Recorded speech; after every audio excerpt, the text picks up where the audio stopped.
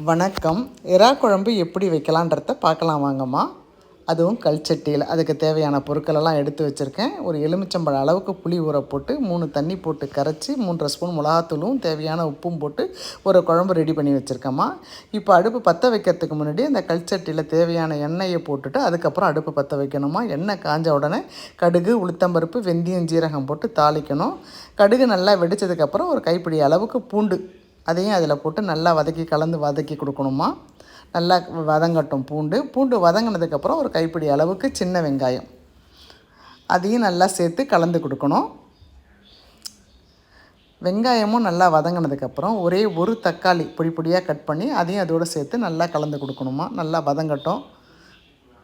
வெங்காயம், தக்காளி, பூண்டு வதங்கினதுக்கப்புறம் நம்ம கட் பண்ணி வச்சுருக்கிற கத்திரிக்காயை அதோடு சேர்த்து நல்லா வதக்கணுமா.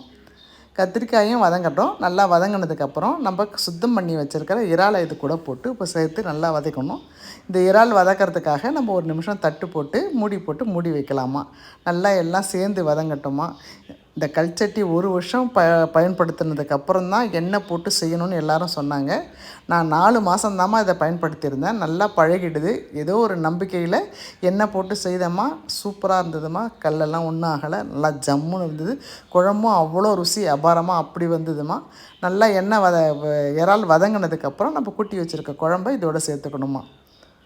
இறால் நல்லா வதங்கிடுது. இப்போ அந்த குழம்பை இதோடு சேர்த்து நல்லா கலந்து கொடுத்துட்டு மூடி வச்சிடணுமா.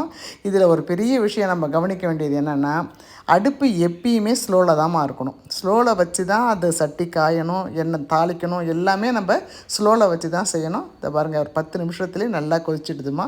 நம்ம பாத்திரத்தில் செய்தோமா ஒரு 10 நிமிஷத்தில் அந்த குழம்பு ரெடி ஆகுதுன்னா இது ஒரு 20 நிமிஷம் ஆகும். ஆனால் அடுப்பு ஸ்லோவில் வச்சே செய்திங்கன்னா அந்த குழம்பு செம்ம டேஸ்ட்டாக இருந்ததுமா. காயெல்லாம் நல்லா வதங்கிடுச்சான்னு ஒரு ட்ரிப்பு கலந்து கொடுங்க.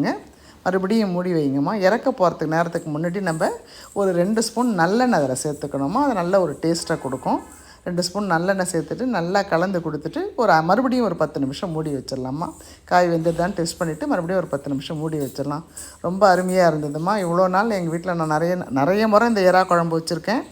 அப்பெல்லாம் கிடைக்காத ஒரு சுவை இப்போ இருந்ததுமா. அவ்வளோ நல்லா இருந்ததுன்னு சொன்னாங்கம்மா வீட்டில். அதுக்கு காரணம் இந்த கல்சட்டி தான், நம்ம செய்த முறைகள் தான். இதே முறையில் தான் நம்ம பாத்திரத்துலையும் செய்யணும். ஆனால் அந்த கல்சட்டியில் செய்ததுனால அந்த குழம்புக்கே ஒரு தனி சுவையும் மனமும் கிடச்சிதுமா. அதை பாருங்கள் எந்த அளவுக்கு ஜோராக வெந்துருச்சு பாருங்கள். இப்போ நம்ம அடுப்பை ஆஃப் பண்ணிடலாமா. சூப்பராக இருக்க பாருங்கள். அடுப்பை ஆஃப் பண்ணதுக்கப்புறமும் அது ஒரு 1/2 மணி நேரத்துக்கு அந்த கொதிக்கிற மாதிரியே இருந்ததுமா. எப்படி இருக்குது பாருங்கள். ரொம்ப அருமையாக இருந்தது. பிடிச்சவங்க ட்ரை பண்ணுங்கம்மா. அனைவருக்கும் நன்றி.